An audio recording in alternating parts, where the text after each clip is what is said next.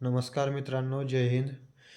मित्रांनो, आता महाराष्ट्रामध्ये आरक्षणावरून ओबीसी आणि मराठा समाज यांच्यामध्ये जो वाद होता, तो कुठं ना कुठंतरी शांत झाला आहे.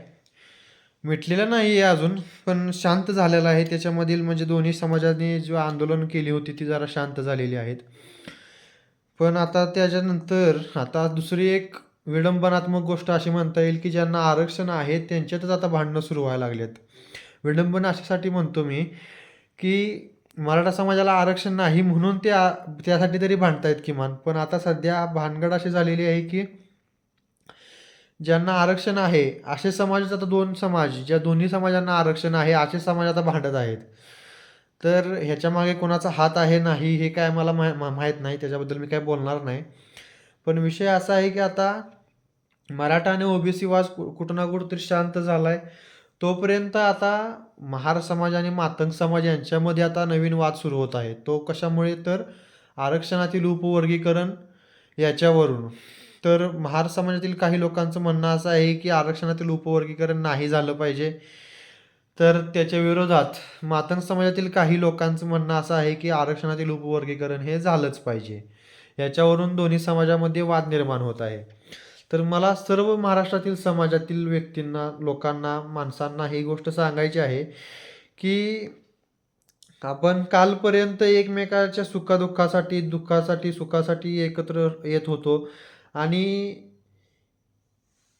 इथून पुढे देखील आपण एकत्र येत राहू. पण काही समाजातील म्हणजे स्वतःची पोळी भाजून घेण्यासाठी जी लोकं आहेत, त्या लोकांच्या सांगण्यावरून जर आपण एकमेकाचा तिरस्कार करायला लागलो, तर परत आपल्याला आरक्षणातील उपवर्गीकरण हे मिळेल न मिळेल ही लांबची गोष्ट आहे.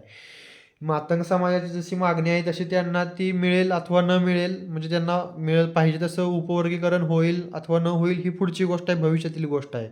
पण त्याच्यासाठी सध्या जर आपण समाजातील, दोन समाजातील, महार समाज आणि मातंग समाजातील जर वातावरण खराब केलं, गढूळ केलं, तर ते पुढं देखील आपल्याला त्रास देत राहील ही गोष्ट. म्हणजे त्याचे तरंग हे पुढच्या पिढीत देखील उमटतील. किमान इथून पुढची एक पिढी देखील त्या वादामध्ये ओढली जाईल.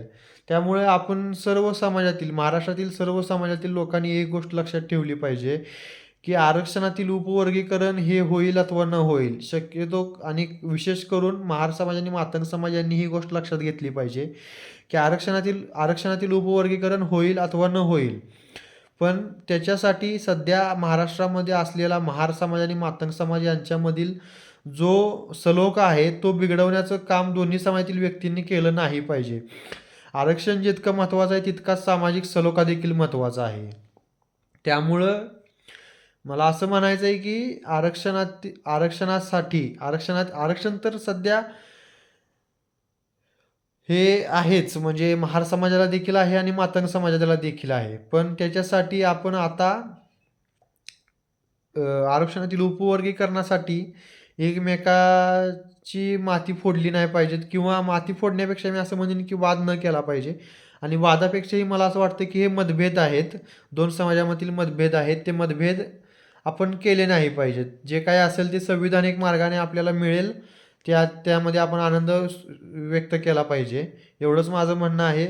आणि एवढंच माझं आणि एक म्हणणं आहे, की आपण सर्व समाजातील, महाराष्ट्रातील जेवढे काही समाज आहेत किंवा आपण म्हटलं तर महाराष्ट्रापेक्षा भारतात जेवढे समाज आहेत, जेवढे धर्म आहेत, त्या सर्वांनी एकमेकाशी सलोख्यानं राहिलं पाहिजे. माणुसकी हा धर्म मांडला पाहिजे आणि त्याप्रमाणे वागलं पाहिजे आणि त्याच्यामध्ये सर्वांचं भलं आहे. एवढंच मी बोलतो.